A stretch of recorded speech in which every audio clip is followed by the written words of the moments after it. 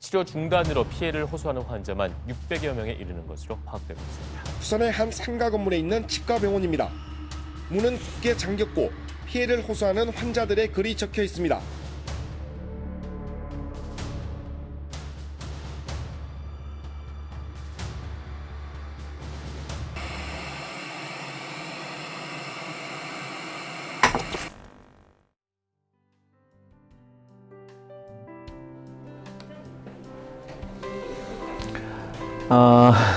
뭔가 이런 얘기가 조금 껄끄럽긴 하지만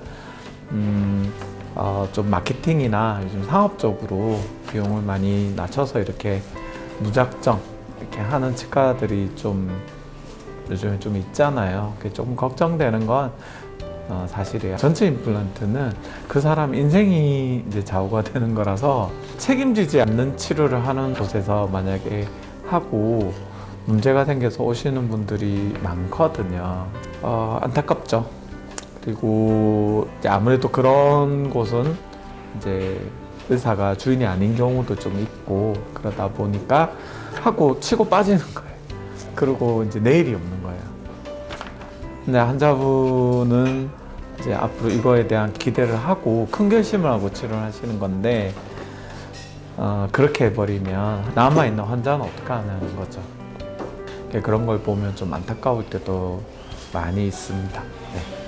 오늘도 그 밑에 여기 임플란트를 3년 전인가 2년 전에 이제 시술을 하시고 쓸 수가 없는 거예요. 그래서 제거를 또 했어요.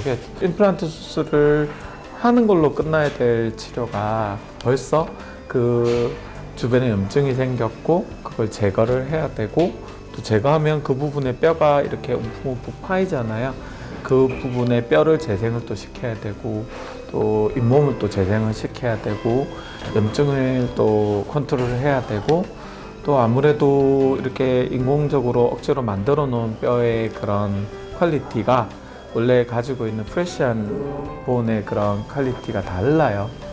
그래서 치료의 난이도를 몇 배를 증가를 시키고 치료하고 나서 결과도 음식물이 좀 많이 낀다든지 그런 상황을 만들죠. 그래서 매일매일 전체 임플란트를 몇 명씩이나 이렇게 치료를 하고 있는 저희 입장에서는 좀 많이 안타깝습니다. 일단은 상업적인 곳들은 좀 피했으면 좋겠어요. 그러니까 비용을 낮춰서 박리담회식으로 하게 되면 급해지잖아요. 제가 전체 임플란트를 할 때는 원인 분석이 중요해요. 환자분을 잘 관찰을 하고 한 명 한 명이 소중하기 때문에 그 환자분이 왜 이렇게까지 이가 망가지게 됐을까, 그리고 왜 전체 임플란트를 하게 됐을까, 그리고 이 사람의 어떤 골격에 대한 분석, 그 다음에 이 사람의 어떤 생활 패턴, 그 다음에 뭐 여러 가지 악습관 이런 것들을 이제 충분히 생각을 하고 진행을 해야 돼요. 근데 이제 그런 박리담회식이나 또 공장형 치과라고 하잖아요. 그렇게 되면 너무 급해요. 환자분을 빨리빨리 해서 어떻게 당장은 1, 2년은 이제 2, 3년을 생각을 안 하는 거죠. 그래서 그런 곳은 좀 피해야 되겠죠.